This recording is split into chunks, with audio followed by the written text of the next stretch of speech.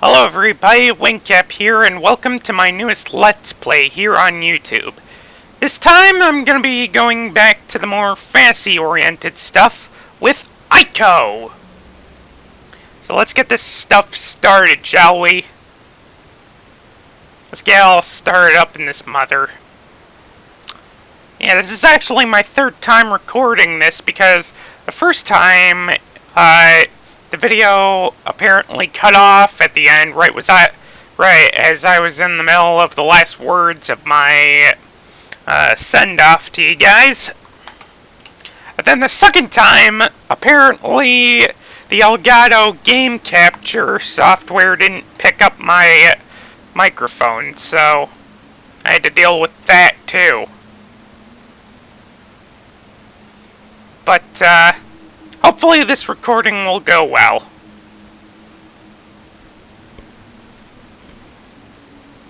And hopefully I can entertain you guys a bit with this. Because this is actually a pretty good game.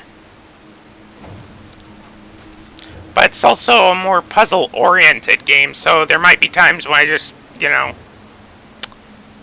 just take a pause or something.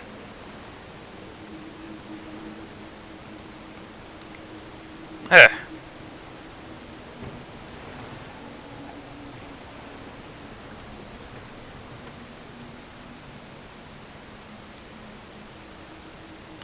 But, yeah, I actually have to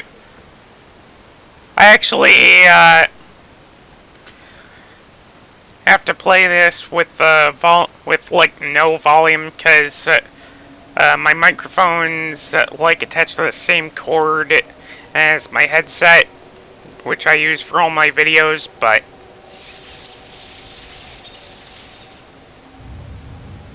it's alright, though. It's alright. I've thought this out, and, yeah. Hopefully, things can go smoothly for you guys.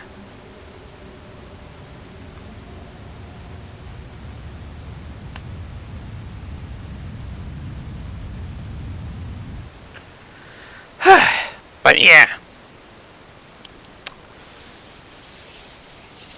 So, as stated before, this is getting back to the more fantasy-oriented stuff that I tried starting my channel with, like Final Fantasy, which is still on hiatus. It'll probably be a long time before I finally get around to finishing that at all. And then there's, my original, the first completed playthrough that I have on this channel, Freedom Fall. But, this game right here, though, hopefully everything looks good. It should, because this is the first playthrough in which, I'll be using my Elgato Game Capture HD, which I bought recently. So now I can record PS3 games for you guys, because the PC is nice, but there's only so much you can do with a good PC. Meanwhile, console games, you can do so much with. And they got, a lot of, really famous titles. Like this one, for example.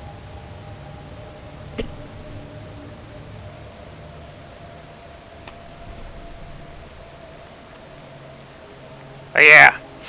This is a lot of pods. And here we have our main protagonist, Ico, a young boy who was born with horns. And because of that, his entire village wrote him off as a bad omen and decided to ship him off to be, well, imprisoned, I guess.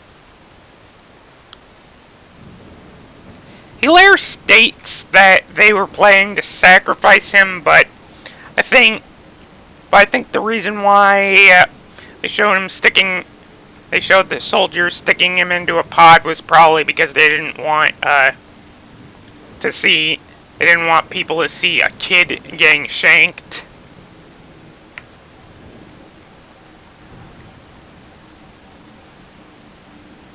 And yeah, this is a dream sequence being filmed like...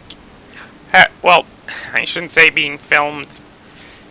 It kind of looks like it's happening in a movie, what with the screen flicks and stuff. Ever notice how that only happens in, like, really old movies or movies in the theater? That's just weird.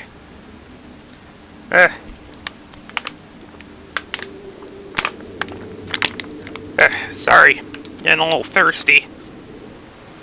Some of you might not like the sound of eating, and I apologize. I understand. My sister is the same way. But you gotta understand, it's hard to talk as long as I do. So yeah, we're in control of this little boy. And before I go any further, I want to just, yeah. That's something that I do for this game and its sequel, Shadow of the Colossus. Well, sort of sequel.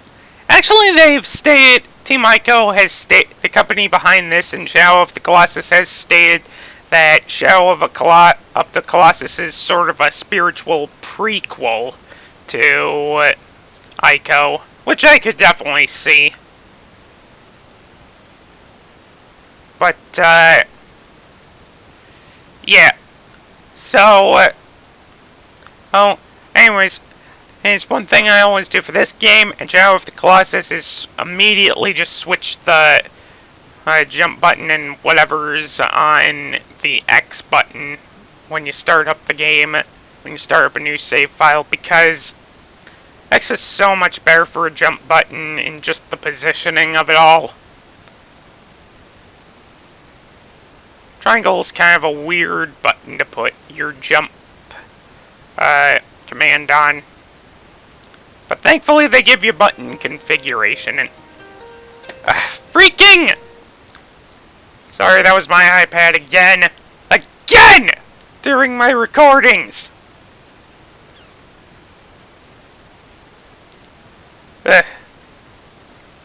Yeah. So we have an action button and jump button, a button for letting go of ledges and stuff. Yes, they actually have a button dedicated to that. But then again, it's no worse than Shadow of the Colossus having a button dedicated to hanging on to stuff, so...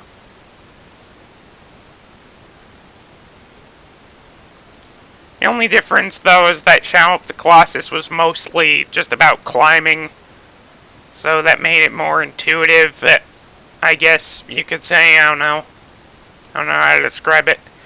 This, it just seems weird that they dedicated an entire button just to that, when most games they just, like, put it on, like, the cancel button or the attack button or something. I don't know.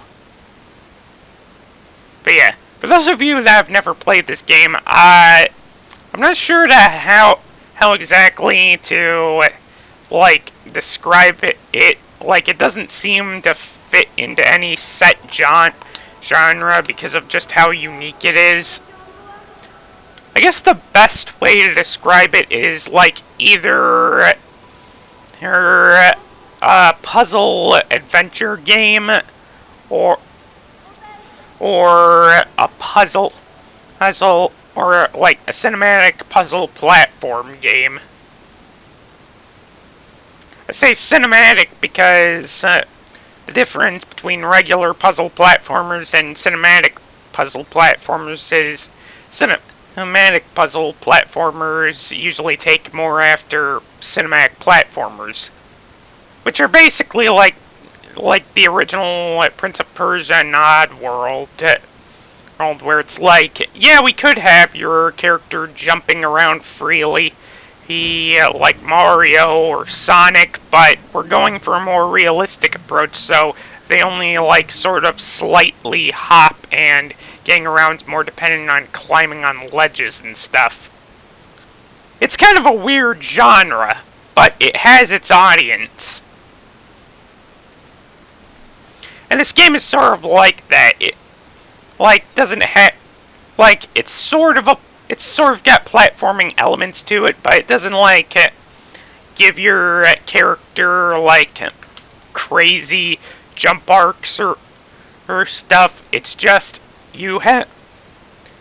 it's pretty much just you climb over stuff to get around and whatnot, and climb up stuff. And if you fall from too high of a height, you die. It's just kind of weird. But I certainly do like how the game's design stuff. It's really nice. And the main character has and the main characters have good designs too. I say main characters instead of main character because Aiko is only one of the main characters. The other is the one we're going to save right now. A girl whose name I won't tell you just yet. We'll find out later in the game. But until then, and I'm just gonna go. With like trying not to spoil things for you guys. I don't know. Does that make sense? Probably. Woo! Wow, that is the weakest cage ever. If it collapses after just like 2 people put their weight on it, like their full weight on it.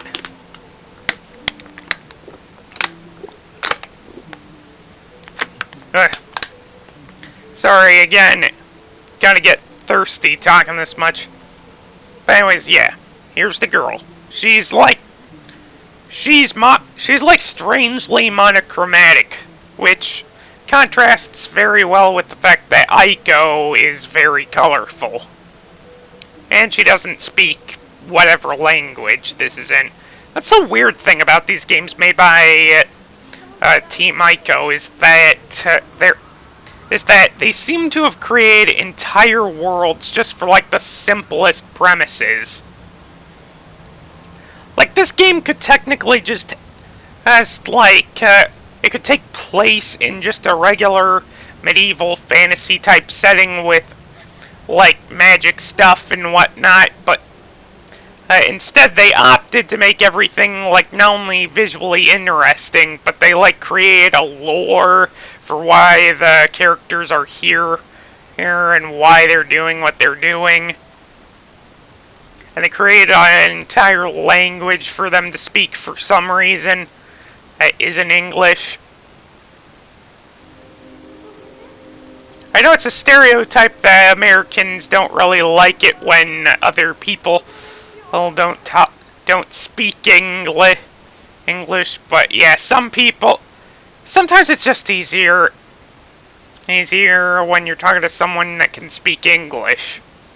But I realize though it is better though to usually like get a translator or something. That's why it's such a good idea that now they got like phones or like devices that can just automatically translate whatever you say into a foreign language, because then it means like people can't just blame reality for like doing stuff like, why don't y'all speak English? I'm in Japan. I want everyone here to speak only English.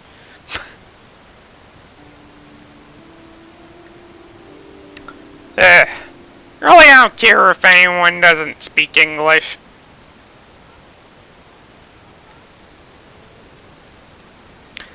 I will admit it would be easier to just I will admit it is easier to not try it and learn a second language, because I've heard that's very difficult. And it seems very difficult because I didn't learn a lick of Spanish in grade school. But that was probably mostly because of the flawed way in which they taught me. I don't know. I'm getting into way too deep of stuff. I can't speak anything other than English, but But you know, I don't envy anyone that attempts to actually learn it, because the English language makes no sense. There are so many contradictions to rules.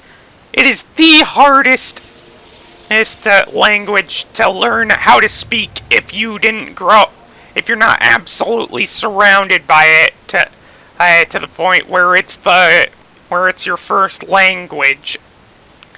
And I don't envy anyone who has to learn how to speak it when, like, they originally spoke stuff like French. Because at least other languages like French and Spanish, they have rules. The rules are obeyed regardless of the words. But English is like I before E except after C, with like millions upon millions of exceptions to that rule.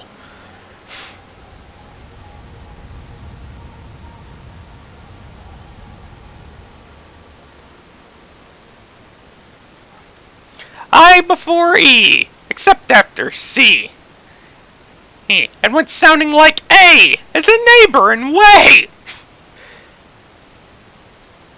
That whole thing was quoted from a stand-up comedian. I should not do that. But yeah, there's also shadow people like after us. As you may have already noticed, I probably should have explained that instead of just babbling on like an idiot. But yeah, we're going to be chased by like shadowy figures throughout this game, and they will only go after the girl and try to drag her into like some pit, and we, being the only ones that can apparently use a weapon, have to try and save her. I've heard some people like kind of accuse Team Ico, like, okay, not accused, but some people have kind of thought that maybe Team Ico has some like sexist beliefs, because you have this game where the girl has to literally be led around constantly. And then you have freaking Shadow of the Colossus, where the female lead is pretty much dead for almost the entire game. And it's like the prize that you gotta earn in your quest.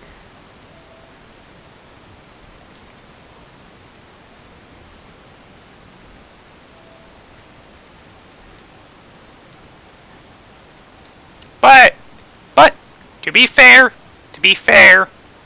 this girl actually does stuff. She opens doors. And later even takes part in helping the hero for a change. But we'll get to that later. But I will agree, for the most part, she does just come off as a MacGuffin. By the way, that is a funny word, I must say. MacGuffin. Yeah, we have a hand-holding button in this game.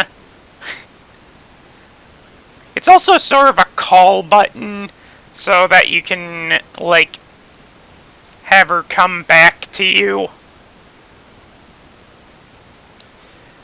But it's kind of annoying, because if she takes a while, you'll just be standing there constantly shouting, "Oopa!" And it gets kind of annoying. But, you know, it's not so annoying that the game suffers from it, I feel.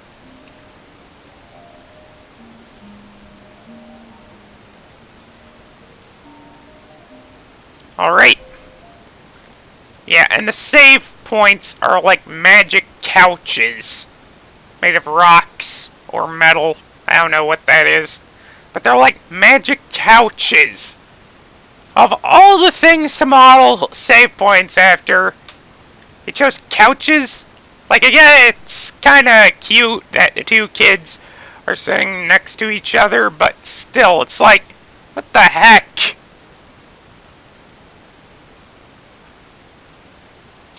It's interesting, though, that the girl's, like, older than Ico, or at least she seems to be. Like, Ico, he's like 10 or 11, I would guess. The girl, on the other hand, I'm guessing is like 12 or 13. Something like that. Like, albeit slightly older, she's still clearly older because she's taller.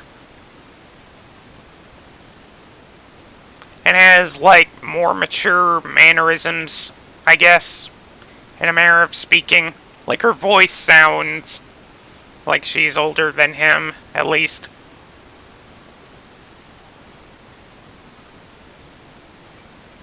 She's constantly glowing.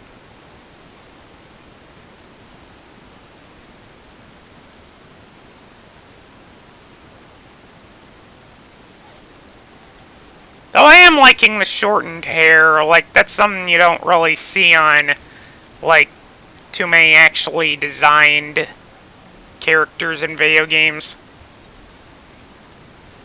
You know, like, characters that aren't, like, just some RPG character, like in a Bethesda game. By the way, it kind of, as much as I love Bethesda games, it kind of annoys the living crap out of me that that there aren't, like, hairstyles that are super lengthy for, like, the female characters. And the ones that get close are just like, seriously? And another thing, by the way, that kind of annoys me, it seems like it's a very rare occurrence that RPG characters, like in Bethesda games, actually have bangs. It's like, are bangs just not a common thing for these designers to find nice? Because I actually do like bangs. It's certainly better than just splitting your hair down the middle to me. But that's just my personal preference. There are nice haircuts that split right down the middle. I prefer bangs. I don't know, call me weird.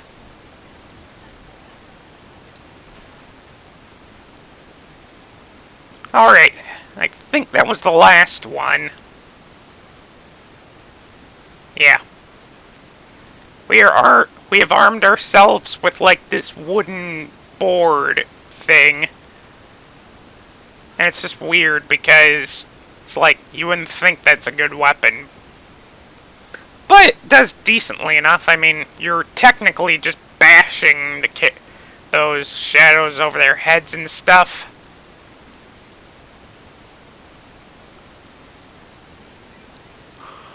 Yeah. I don't know where that came from. A yawn.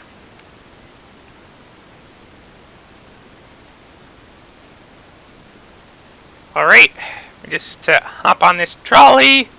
It's called a trolley.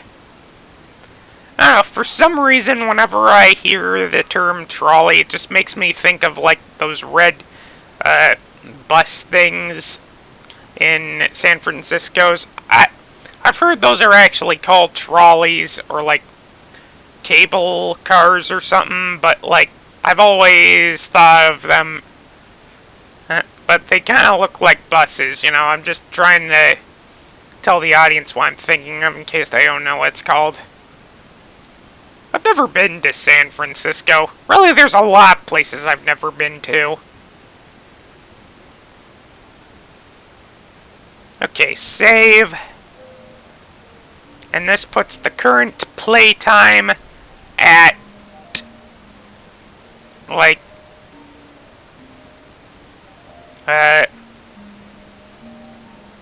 yeah. Yeah, I think I can call this an episode. This is about it, where I am in my other episodes, so thank you guys for watching, and until next time, if you like this video, leave your comments and feedback in the comment section below. Suggest ways I can improve myself, and also tell me what you liked and stuff.